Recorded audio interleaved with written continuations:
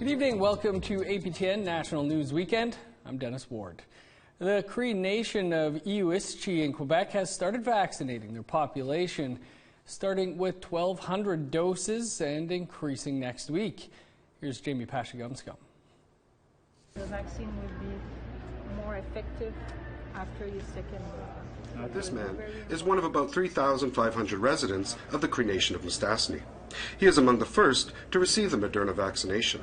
Bertie Wapachi of the Cree Health Board explains. Our target for arrival for the bulk for the entire nation was on the 11th of January, but we received the first ones in January 5, and so we had to move pretty fast.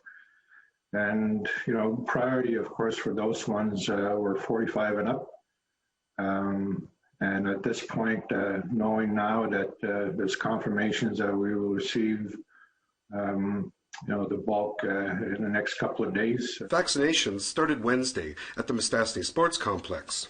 Wapachi says the original plan was for 800 doses to start vaccinating, but the Cree Health Board asked for more. The number was too small at the beginning for us, so we did our best to try to at least cover one community. Mistissini was chosen for its proximity to a red zone.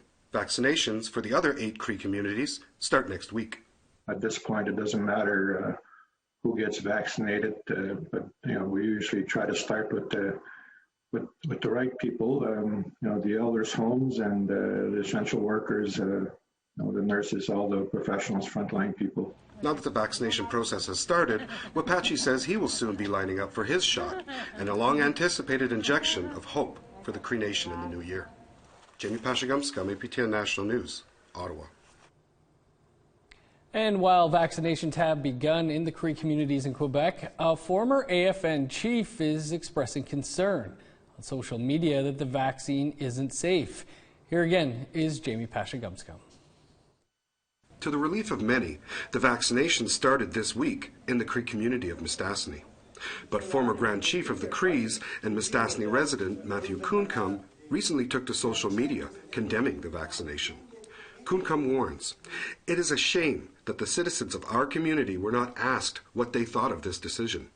Leadership seems to think they know what is best for us. Mistissini is now the experimental rats of this experimental vaccine." Moderna says its vaccine was tested on humans.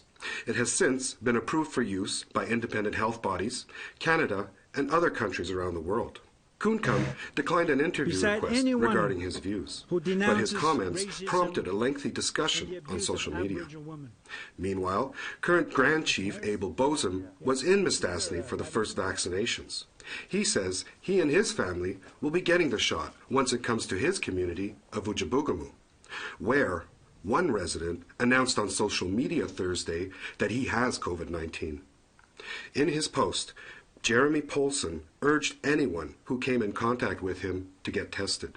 He described his symptoms as, "Picture the worst cold or flu you've had, and times that by 4 to 5 times." Bozum says getting vaccinated is a choice. Up to now, I think we have about 400 that have been vaccinated. It is going well, despite some other social media that have discouraged some people, but generally speaking, I think people are coming out now, getting the facts about the vaccine and are participating. So that was good news to hear from the public health and from the chief of Mistissini. Thomas Neposh is the chief of Mistissini. He was the second person vaccinated, and he experienced no side effects. Neposh hopes Kuncum's comments won't discourage people from vaccination. I know people are entitled to their own opinion, and he's entitled to it. And for me, I'd rather rely on factual, scientific, and medical advice. So that's where we stand. So we want to encourage people to take on the vaccine because it's for their safety and health, and so it's the people around them and in our community. The remaining 12,000 Moderna vaccination doses will arrive in the Cree Nation next week, where the hope is to vaccinate the entire population of 18 years and up, if they're willing. Jamie Pashagumscom, APTN National News, Ottawa. Quebec government officials have announced extended lockdown measures as COVID cases surged over the holidays. The virus is now in a handful of First Nations communities in Quebec. And as Lindsay Richardson reports, vulnerable groups are bracing for maximum impact. The second wave came down hard on Quebec. Case records are shattered daily. Tomorrow afternoon, a government-ordered lockdown is expected to be announced. But Indigenous communities are already struggling. If there was enough housing, enough shelter, enough roofs, a lot more people, a lot more of the street community would be isolated. It's estimated at least a dozen homeless people in Montreal are COVID positive. With nowhere to go, they gather outside, and at night, the shelters are packed. The city says it plans to add more isolation beds to its largest emergency facility. Frontliners say they're needed now. If the Army was deployed to go to the nursing homes, they can be deployed to help with the homeless, unless they just don't care about the homeless. Cases are also up on Kahnawake Mohawk territory. There's an active outbreak at an elders lodge, and businesses are closed indefinitely. The overall situation in Quebec is not going well. Task Force head Lloyd Phillips called it a stark reminder, saying in a statement, quote, "This virus does not discriminate." About 700 kilometers east, the Mi'kmaq community of Listigouge reported 13 active cases this week after testing hundreds of community members. We haven't had much experience with cases in the community. We've done a tremendous job of keeping COVID outside of here. And this is our first real experience with dealing with a significant number of cases. And I think you have some anxiety, some anger, and you also have outpouring of compassion and support. And I think that's the important part. For now, the situation is stable in Nunavut, as it is on Cree territory. Grand Chief Abel Bosom says the Moderna vaccine rollout will begin there this week. Yes, we certainly hope that this will be the answer to dealing with the COVID-19 problem in our region. The Atikamekw communities of Manawan and Wimotashi are next in line for the vaccine. Public health is already on the ground in nearby Opitsawan, which saw a spike of 109 cases in the last month. 75 are considered active. Quebec's Indigenous Affairs Ministry told APTN News they're preoccupied by the number of cases both on and off reserve, but assure the public they're paying close attention. According to a ministry spokesperson, the vaccine rollout will continue on a community-by-community basis and only with the community's express consent.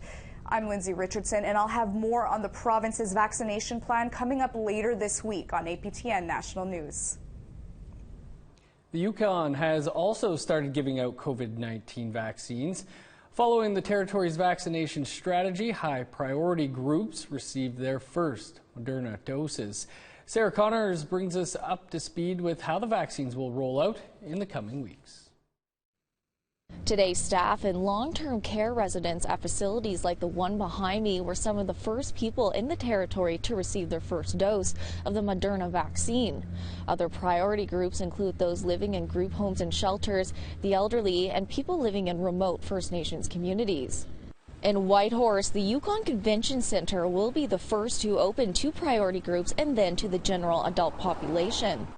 As vaccinations are rolled out, mobile clinics will be deployed to vulnerable populations across the territory. Health centers in rural communities will also carry the vaccine. Last week, the Yukon received over 7,000 doses of the Moderna vaccine. It will eventually receive over 50,000 doses, enough for 75% of the adult population to receive the required 2 doses. It's expected the 3 territories will be the first jurisdictions in Canada to fully vaccinate their adult populations. Sarah Connors, APTN National News, Whitehorse. For 10 months, Nunavut health officials have urged Nunavut to avoid non-essential travel to avoid the spread of COVID-19. Well, new information shows that for some health department officials, that could be a case of do as I say, not as I do. The Nunavut government took questions from reporters and admitted that senior health officials have been traveling out of the territory. We asked the health minister if his own senior staff aren't following public health advice. Why should the rest of Nunavut? I don't know how many. There might be one, there might be two. And I still do not know at this point if the reasons they left were for medical or otherwise. So, as I said, I'm looking into that right now, and we'll see what happens from there. In light of that, we are still encouraging everybody to listen to the rules. I'm looking into the situation, and for me to say that they left for non-medical and non-necessary travel, I can't say that at this time. Coming up, a former AFN chief is charged. Stay with us.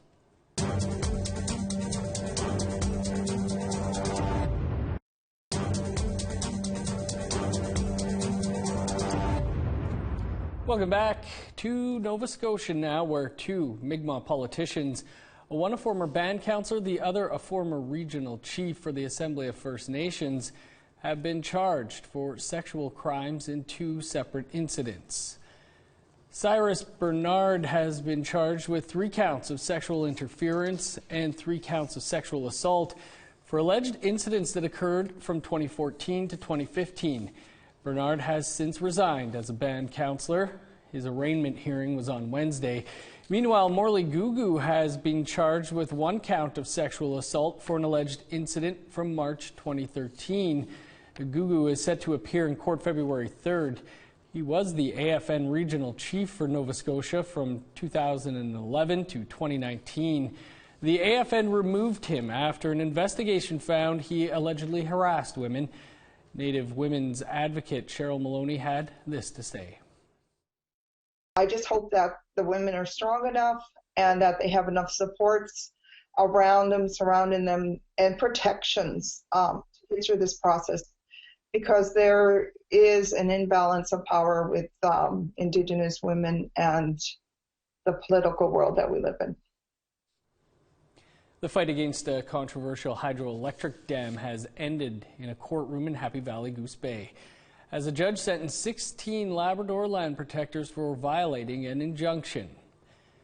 The 16 each received a suspended sentence as long as they obey the injunction and undertake good behavior. 1 year ago, they were found guilty of breaking an injunction at Muskrat Falls. It ordered people to not enter or block the worksite when the controversial hydroelectric dam was being built. Land defenders say the ecosystem is at risk and methyl mercury will poison the water. Labrador land protector Denise Cole remains defiant. Judges aside, courtrooms aside, RCMP aside, we're the caretakers of these lands and waters, and we know that. And so our path never ends. This walk never ends. We just hope it gets to a place that we don't always have to fight. To Edmonton now, where jury selection has begun for the manslaughter trial of Bradley Barton. In 2015, Barton was acquitted of first-degree murder in the death of Cindy Gladue. The trial made national headlines with protests across the country. Edmonton-based video journalist Chris Stewart has the latest and a warning: this story contains graphic information and may not be suitable for everyone. It's been nearly a decade since Cindy Gladue's body was found in a bathtub at an Edmonton motel room. She had bled to death. Her vaginal wall had an 11-centimeter wound. Cindy Gladue was a 36-year-old Cree mother of 3. Circumstances forced her to sell her body to survive. Trucker Bradley Barton was charged with her murder. He had picked her up for sex. On their second morning together, she was dead. Barton said Cindy Gladue's death was an accident and the sex was consensual. Barton's first-degree murder trial in 2015 caused headlines by becoming the first case in Canadian history of a victim's vagina being dissected and used as evidence. This sparked outrage and protests. Advocates called it a human indignity and said it would not have happened if she was not Indigenous. During the trial, Gladue was repeatedly referred to as a native and prostitute dozens of times. The jury acquitted Barton of first-degree murder. In a rare move, the Alberta Supreme Court ordered a retrial. The court ruled that Gladue's past sexual history should not have been used as evidence, as there was no separate hearing to determine if it was admissible. Today, jury selection begins. It is not open to the public or media. Barton's trial for manslaughter begins on Monday, and I will be keeping up with the developments. Chris Stewart, APTN National News, Edmonton. The Edmonton Police Service are looking for 6 additional members for their new council. Nisu Kamakiwin, that means the act of helping in Plains Cree. The 6 new council members would make a total of 16 Indigenous advisors for the Edmonton Police. The goal of the council is to improve police relations with the Indigenous community and to implement recommendations from the Truth and Reconciliation Commission and the Missing and Murdered Women and Girls Inquiry. This is very targeted to these recommendations, and it really takes a look bringing community perspective into the internal workings of EPS versus just looking at how individual police officers interact with people. We can actually look at how systemic racism and systemic and institutionalized, discrimination has impacted our policies and our programs, and look at how we can reform those. Despite mounting public pressure, 4 lawsuits, and almost all major banks refusing financial backing, a U.S. District Court judge in Alaska has ruled the Trump administration can go forward with its auction of parts of the Arctic Wildlife Refuge to oil and gas exploration. However, the chief of a Yukon First Nation tied to the refuge says any sales of the refuge is unlikely to go through. Here's APTN's Sarah Connors with that story.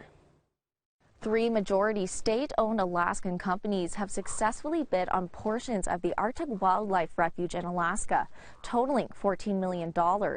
On January 5th, a U.S. District Court judge ruled an injunction filed by several interest groups to stop drilling in the refuge would not be granted. That's because environmental and Indigenous groups fighting to save the refuge had not shown the level of harms necessary for her to grant an injunction. The Arctic Wildlife Refuge is a pristine 7.5 million hectare reserve, which is home to over 200 species of birds and polar bears and wolves. It's also home to sacred porcupine caribou birthing grounds for the Quebec Nation in northern Canada and Alaska, who rely heavily on the caribou as a food source.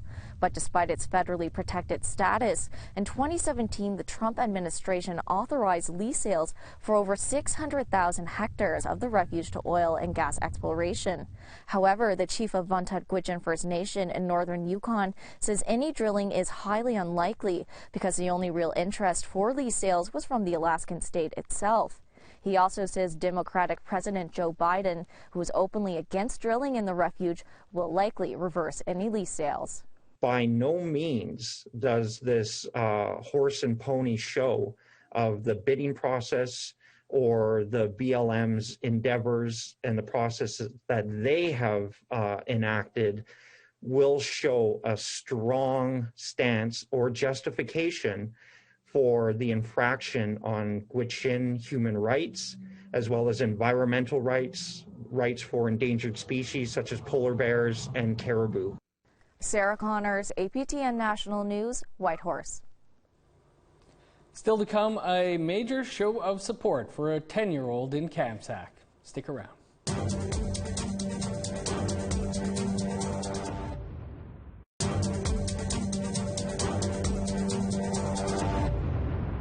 Welcome back. In December, a 10-year-old girl in Kamsack, Saskatchewan, went to school wearing her ribbon skirt. She was saddened and hurt by comments an educational assistant made about her traditional attire. But now people in town and on social media have come to give her their support. Priscilla Wolf has that story. This is the first day back at school for Isabella Kulak after she was told by an educational assistant that her ribbon skirt wasn't considered formal wear for a school event on December 18th.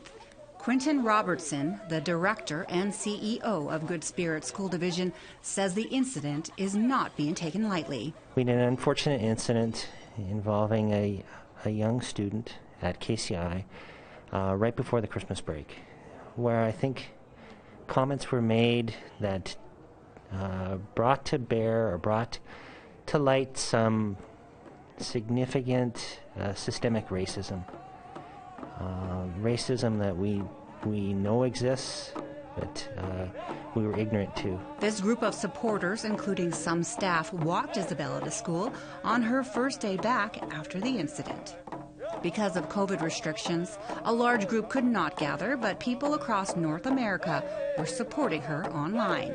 A Facebook group was created by supporters, and thousands of members have been posting pictures of themselves in ribbon skirts in solidarity.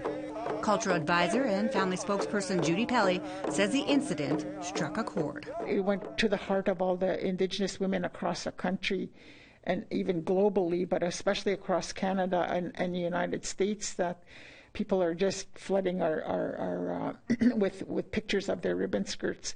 Pelly sees this as a turning point. I think that there's been a big movement in the last decade, and especially maybe the last 5 years, in ribbon skirts symbolizing strength and resilience and power of our women. They're life givers and have always been powerful in our cultures and have lost that throughout the years, and now we're bringing it back. Many people want to acknowledge a National Ribbon Skirt Day as a lesson and cultural awareness about the role of women and ribbon skirts. Robertson says they are on board. Yeah, it was ironic, or it was interesting that it was mentioned, because we had talked about designating December the 18th as Ribbon Skirt Day in the Good Spirit School Division. So we'll honor whatever the family, the First Nation, wants to put forward. And as I said, regardless of what happens nationally, that will be an event in the Good Spirit School Division. The Good Spirit School Board says the comments by the educational assistant are an HR issue, and that is not being taken lightly. Priscilla Wolf, APTN National News, Kamsack. Heartwarming to see that show of support. Well, that is all the time we have for your APTN National News this weekend. For news anytime, visit our website, aptnnews.ca. I'm Dennis Ward. Thanks for tuning in. Have a great weekend.